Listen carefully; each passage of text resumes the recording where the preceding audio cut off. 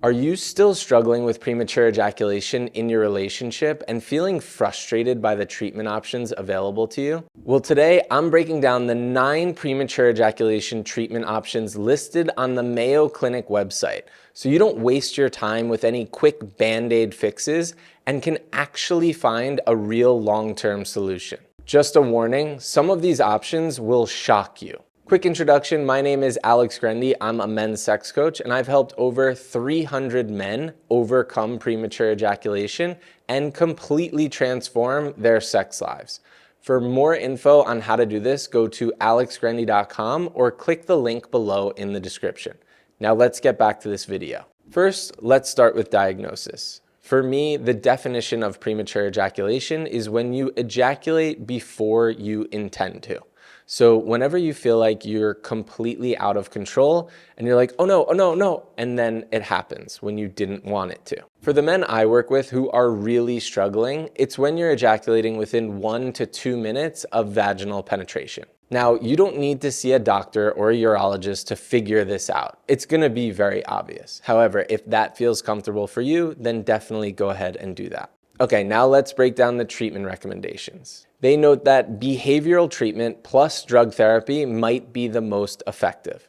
Now, this is not what I want to hear. Personally, I don't want to take any prescription medications that could have severe side effects. I try really hard to look after my health, and I like to do things the all-natural way. So seeing this would really discourage me and frustrate me. I've even had doctors reach out to me for help for PE because they also don't want to take these prescription medications. But I am 100% in favor of behavioral techniques, so let's see what they say about these. Number 2, the first simple step that they offer is to masturbate an hour or 2 before intercourse, and that this could delay ejaculation when you have sex with your partner. Now, I don't know about you, but I don't want to have sex right after I ejaculate. It's probably the last thing I want to do.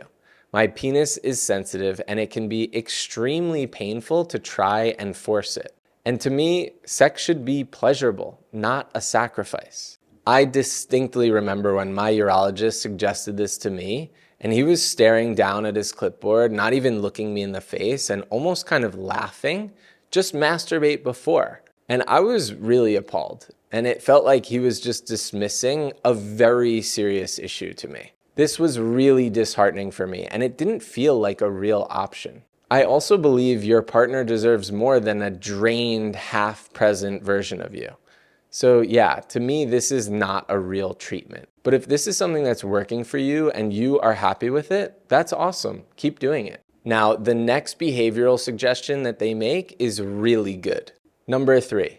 They suggest to avoid intercourse for a period of time and focus on other types of sexual play to remove the pressure you might feel to perform during intercourse. This is great advice, and it allows you to create safety with your partner during sexual arousal and build up confidence to eventually be able to feel safe and comfortable during intercourse. This is a crucial step for sure and an amazing starting point. Okay, moving on to number 4. Next, they suggest pelvic floor exercises and that a weak pelvic floor might make it harder to delay ejaculation and that Kegel exercises can help strengthen these muscles. This is 100% correct. If your pelvic floor is really weak, doing some basic Kegels for a short period of time can help you strengthen these muscles so you have that connection to your PC muscle when you need it. The problem here is most men with premature ejaculation actually have an overly tight pelvic floor. And doing Kegels when your PC muscle is already tight can make your premature ejaculation even worse. So if you feel any pain or discomfort when you are doing Kegels,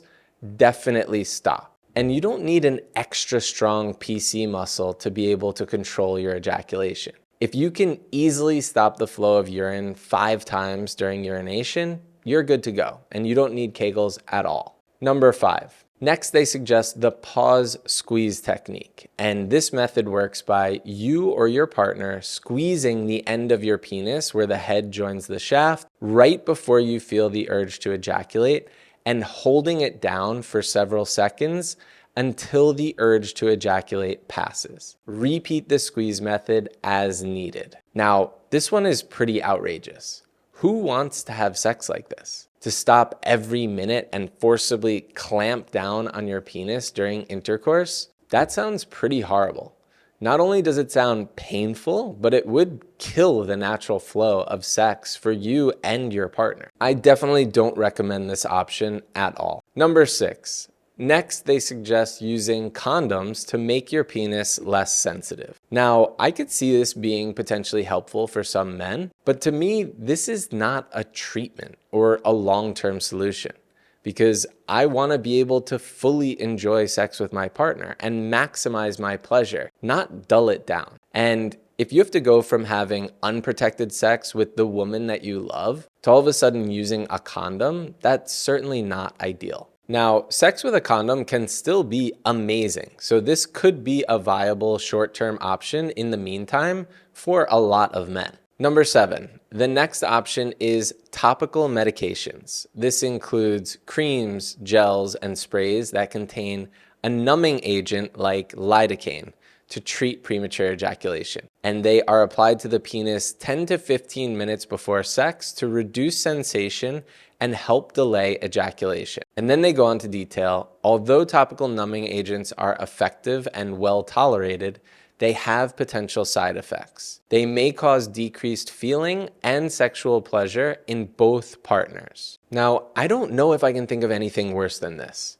Trying to perfectly time numbing my penis before sex, then washing it off and trying not to numb my partner's vagina, and then somehow getting hard with a numb penis, that's a big ask. How could having sex with a numb penis possibly be a good sexual experience?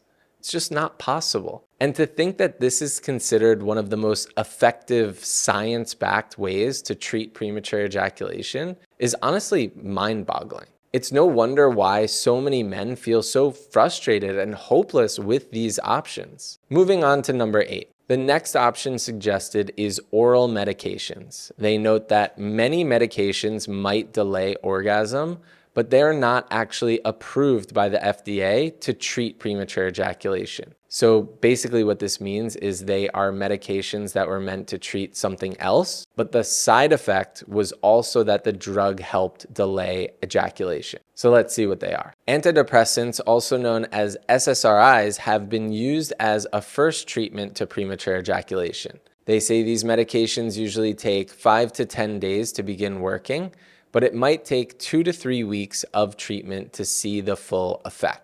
Side effects of antidepressants might include nausea, perspiration, drowsiness, and decreased sex drive. Okay, so that feels like a really big risk to me, and I personally wouldn't be willing to take that chance, but it is an option for you. The next option is pain relievers. Now, this was a huge shock to me. I did not know this was an option. Tramadol is a medication used to treat pain, and it also has side effects that delay ejaculation. Tramadol might be prescribed when SSRIs haven't been effective. Tramadol can't be used in combination with an SSRI. Side effects might include nausea, headache, sleepiness, and dizziness. Tramadol can become habit-forming when taken long-term. Wow, this is crazy to me. Trading your premature ejaculation for a potential drug addiction?